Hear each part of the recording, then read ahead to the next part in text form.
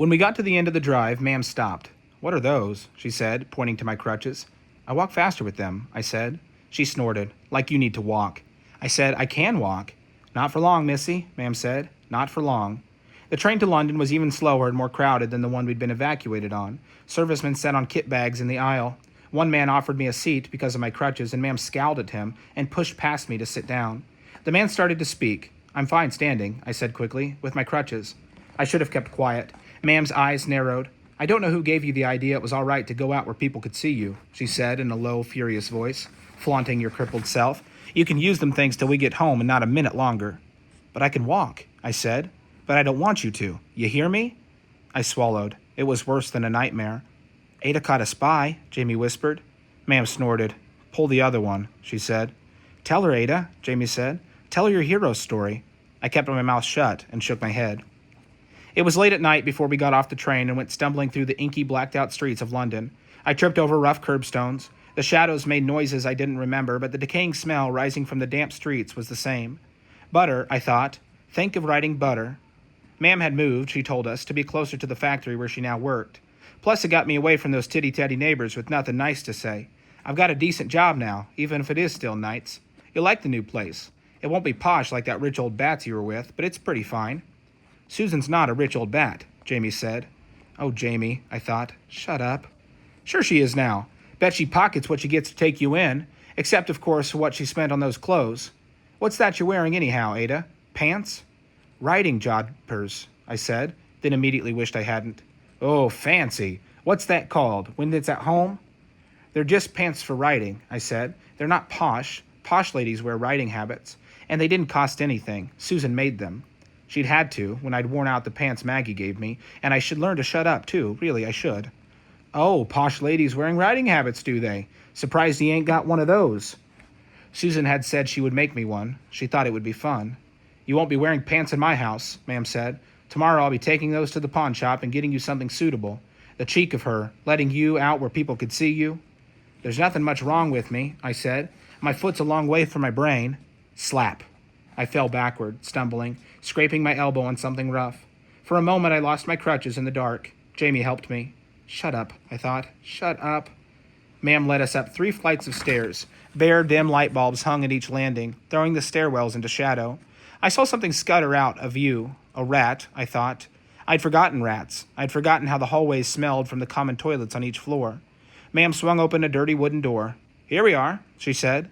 The flat was 2 small rooms. We walked into a room with a table, a sink, a gas ring, and some chairs. A thin rug on a linoleum floor. No cabinet under the sink. No cabinet big enough to stuff me into. I looked first thing.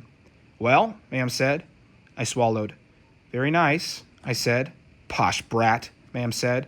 "I can see I'm going to have to beat the tough out of you." She picked up one of the chairs near the table. "We'll put this right by the window," she said. "That way you'll be comfy looking out." What was I supposed to say? I no longer knew the right answers. "Thank you." "I see we got Miss Manners living with us now. Think she's too good for the rest of us." Ma'am showed us the other room, containing our old wardrobe and a new bed. No sheets, just a rough blanket and a pillow and a mattress. Until we'd gone to live with Susan, I was used to beds like this. I would have thought the flat was fine, fancy even, with more than one room. "I had to take off work tonight to fetch you," Ma'am said. "I'm going down to the pub for a pint. You two better get to sleep. Ada, I'll find you a bucket."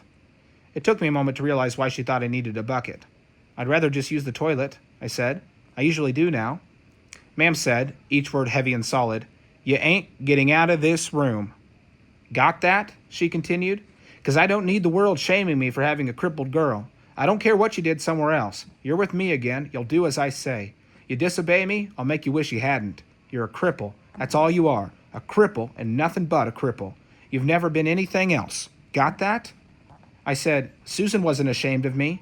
"Well, bully for her. She should have been." Ma'am's eyes glittered. "Disobey me," she said, pointing at Jamie, "and I'll take it out on him. Got that?" "Yes, ma'am," I said. She went out. I looked at the door and the bucket. I used the bucket. Jamie and I lay on the mattress in the hot bedroom. "I can't sleep," Jamie whimpered. "I need Bovril." "Susan will take good care of him," I whispered. "I need him," Jamie said. "I can't sleep."